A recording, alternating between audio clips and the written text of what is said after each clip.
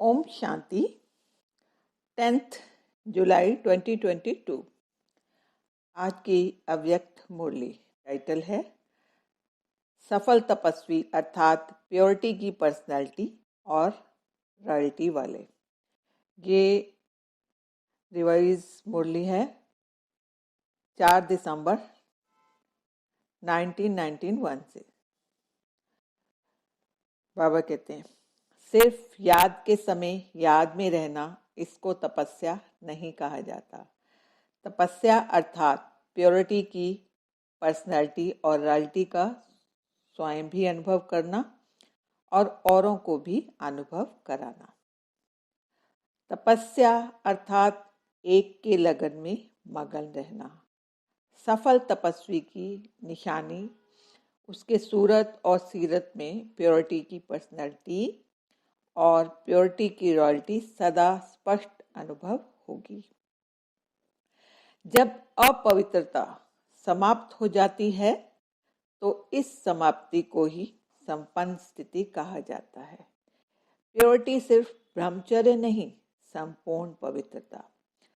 सफल तपस्वी अर्थात सदा स्वतः पवित्रता की पर्सनैलिटी और रॉयल्टी हर बोल और हर कर्म से, दृष्टि और वृत्ति से अनुभव हो। सफल तपस्वी का अर्थ ही है विशेष महान आत्मा बनना। विशेष आत्माओं का व महान आत्माओं को देश की व विश्व की पर्सनैलिटीज कहते हैं। पवित्रता की पर्सनैलिटी अर्थात हर कर्म में महानता और विशेषता। पर्सनैलिटी अर्थात अपनी एनर्जी, समय, संकल्प वेस्ट नहीं गंवाना, सफल करना, इसको कहेंगे पर्सनैलिटी वाले। पर्सनैलिटी वाले कभी भी छोटी छोटी बातों में अपने मन बुद्धि को बिजी नहीं रखते।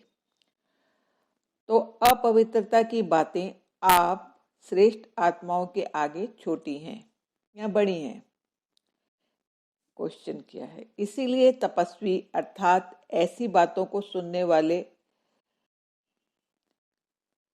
सुनते हुए भी नहीं सुने, देखते हुए भी नहीं देखे, ऐसा अभ्यास किया है, ऐसी तपस्या की है। वह यही सोचते, वो चाहते तो नहीं है लेकिन दिखाई दे देता है, सुनाई दे देता है, जैसे कोई चीज से आपका कनेक्शन ही नहीं। उन चीजों को देखते हुए भी नहीं देखते हो ना। जैसे रास्ते पर जाते हो, कहीं कुछ दिखाई देता है परंतु आपके मतलब का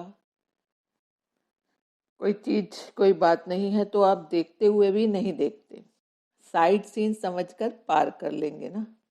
ऐसे जो बातें सुनते हो, देखते हो, आपके काम की नहीं है, तो सुनते हुए भी नहीं सुनो, देखते हुए भी नहीं देखो। अगर मन बुद्धि में धारण किया कि ये ऐसे हैं, वैसे हैं, इसको कहा जाएगा व्यर्थ बुराई को टच किया, अर्थात सच्चा वैष्णव संपूर्ण रूप से नहीं है। प्योरिटी की पर्सनैलिटी में परसेंटेज कम, अर्थात तपस्या की परसेंटेज कम। तो समझा तपस्या क्या है। इसी विधि से अपने आप को चेक करो। तपस्या का प्रत्यक्ष स्वरूप प्योरिटी की पर्सनैलिटी अनुभव करते हो। पर्सनैलिटी कभी छिप नहीं सकती, प्रत्यक्ष दिखाई जरूर देती है। जैसे साकार ब्रह्मा बाप को देखा, प्योरिटी की पर्सनैलिटी कितने स्पष्ट अनुभव करते थे।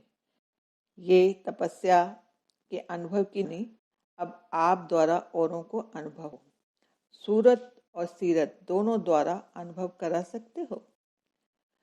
अभी भी कई लोग अनुभव करते भी हैं, लेकिन इस अनुभव को और स्वयं द्वारा औरों में फैलाओ।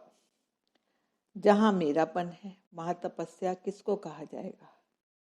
तपस्या अर्थात तेरा और तपस्या भंग होना माना मेरा, समझा।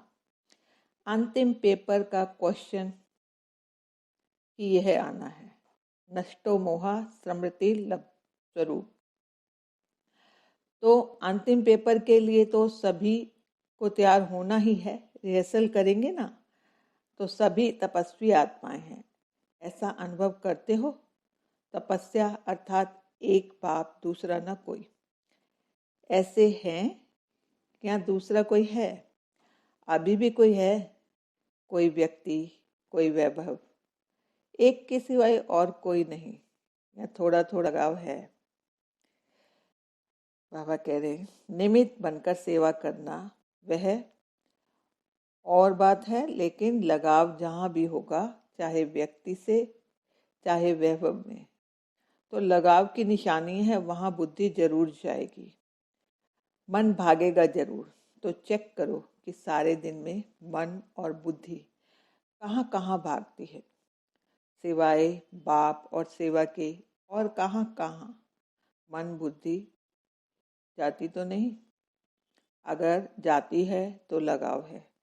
अगर व्यवहार भी करते हो और जो भी करते हो वो भी ट्रस्टी बनकर, मेरा नहीं तेरा, मेरा काम है, मुझे ही देखना पड़ता है, मेरी जिम्मेवारी है, ऐसा कहते हो कभी? क्या करें, मेरी जिम्मेवारी है ना, निभाना पड़ता है ना, करना पड़ता है ना, कहते हो कभी? या तेरा तेरे अर्पण, मेरा कहाँ से आया? तो यह बोल भी नहीं बोल सकते हो, मुझे ही देखना पड़ता है, मुझे ही करना पड़ता है, मेरा ही है, निभाना ही पड़ेगा। मेरा कहा और बोझ हुआ, बाप है, बाप करेगा, मैं निमित्त हूँ, तो हल्के। बोझ उठाने की आदत तो नहीं है, 63 जन बोझ उठाया ना। कईयों की आदत होती है बोझ उठाने की, बोझ उठाने बिना रह नहीं सकते, आदत से मजबूर हो जाते हैं। मेरा मना बोझ उठाना, समझा? तो जरा भी मेरापन नहीं, मेरा मना मैला। जहाँ मेरापन होगा ना, वहाँ विकारों का मैलापन जरूर होगा। मेरा है तो क्या होगा? तैरते रहेंगे, डूबेंगे नहीं। तैरने में ही तो मजा आता है ना। तो तपस्या था तेरा, मेरा नहीं। बाप दादा भी मिलन मनाने के लिए आप जैसे व्यक्त शरीर में आते हैं, समान बनना पड़ता है ना। आप साकार में हो तो बाप को भी साकार तन का आधार लेना पड़ता है। वैसे आपको व्यक्त से अव्यक्त बनना है या अव्यक्त को व्यक्त बनाना है।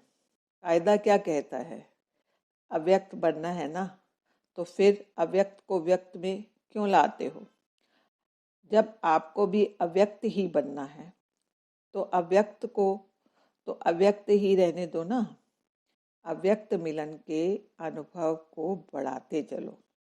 अव्यक्त भी ड्रामा अनुसार व्यक्त में आने के लिए बंधे हुए हैं, लेकिन समय प्रमाण, सरकमस्टांसेस प्रमाण, अव्यक्त मिलन का अनुभव बहुत काम में आने वाला है। इसीलिए इस अनुभव को इतना स्पष्ट और सहज करते जाओ, जो समय पर यह अव्यक्त मिलन साकार समान ही अनुभव हो, समझा? उस समय ऐसे नहीं कहना कि हमको तो अव्यक्त से व्यक्त में मिलने की आदत है, जैसा समय वैसा मिलन मना सकते हो, समझे? तो सदा सभी खुश हैं या कभी कभी कुछ बातें होती तो नाखुश भी होते हो? खुशी बढ़ती जाती है, कम तो नहीं होती है। माया जीत हो या माया रंग दिखा देती है, वह कितना भी रंग दिखाए, मैं मायापति हूँ।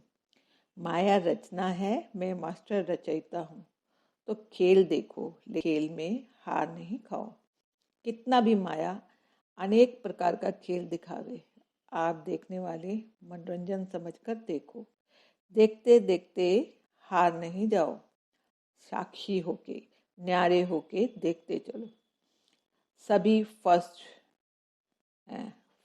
है, सदा फर्स्ट रहना, सेकंड में भी नहीं आना।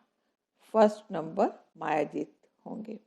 कोई समस्या नहीं, कोई प्रॉब्लम नहीं, कोई क्वेश्चन नहीं, कोई कमजोरी नहीं। फर्स्ट नंबर अर्थात फास्ट पुरुषार्थ। जितना फास्ट पुरुषार्थ है वो पीछे नहीं हो सकता। सदा साक्षी और सदा बाप के साथी, यही याद रखना। अच्छा, ओम शांति। आज का वरदान। बाबा का हाथ सिर पर महसूस करेंगे और वरदान को दिल में समा लेंगे।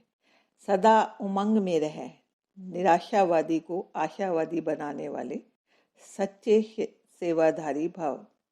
सदा उत्साह में रहे, निराशावादी को आशावादी बनाने वाले सच्चे सेवाधारी भाव। ब्राह्मण अर्थात हर समय उत्साह भरे जीवन में उड़ाने वाले। उनके पास कभी निराशा आ नहीं सकती, क्योंकि उनका ऑक्यूपेशन है निराशावादी को आशावादी बनाना। यही सच्ची सेवा है। सच्चे सेवाधारी, उनका उत्साह कभी कम नहीं हो सकता। उत्साह है तो जीवन जीने का मजा है। जैसे शरीर में श्वास की गति यथार्थ चलती है तो अच्छी तंदुरुस्ती मानी जाती है, ऐसे ब्राह्मण जीवन अर्थात उत्साह, निराशा नहीं।